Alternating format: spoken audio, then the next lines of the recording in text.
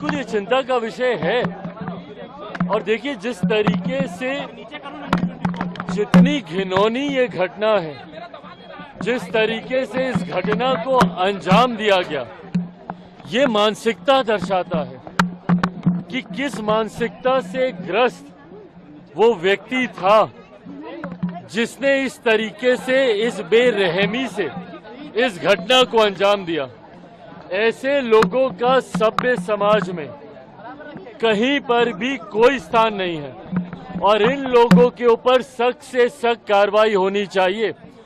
हमारी देश की राष्ट्रपति मां महिम तक जब खुद ऐसी घटना के ऊपर चिंता व्यक्त करती हैं, तो ऐसे में उन सरकारों की जिम्मेदारी बढ़ जाती है जिन सरकारों में इस तरीके की घटना को अंजाम दिया जाता है। और ये भी समझने की जरूरत है कि भाई, जिस व्यक्ति ने इस घटना को अंजाम दिया, वो व्यक्ति कहीं ना कहीं सरकारी व्यवस्था का हिस्सा बना हुआ था, जिसकी वजह से उसे इजी एक्सेस था सरकारी डिपार्टमेंट्स में आने जाने का।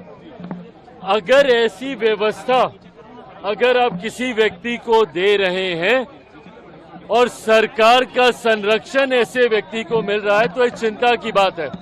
आज की तारीख में कई ऐसे राजनीतिक दल हैं जो अपने पॉलिटिकल कैडर को सरकारी व्यवस्था का हिस्सा बनाने के लिए अलग अलग योजनाओं का इस्तेमाल करते हैं। दिल्ली में आम आदमी पार्टी को देख लीजिए, कुछ समय पूर्व तो उन्होंने अपने पॉलिटिकल कैडर को सरकारी व्यवस्था का हिस्सा बनाने के लिए पुलिस तक जैसी व्यवस्था में उनको शामिल करने जैसी योजनाएं बनाई थी।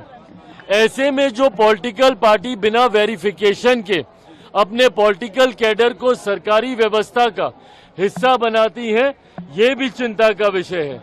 ऐसे में जिस घटना को अंजाम बंगाल में दिया गया, वो भी कहीं ना कहीं पॉलिटिकल कैडर एक सरकारी व्यवस्था का हिस्सा बनने की सोच के साथ ही वो आगे आ रहा था, जो पूरी तरीके से आने वाले दिनों में बहुत ज्यादा नुकसानदायक हो सकता है। तो पॉलिटिकल पार्टियों को ये भी सोचना चाहिए कि भाई, जब आप उनको सरकारी व्यवस्था का आप हिस्सा बना रहे हैं, तो क्या उससे पहले उनका पूरा वेरिफिकेशन किया गया है, और अगर नहीं किया गया तभी ऐसी घटनाओं को अंजाम दिया जाता है।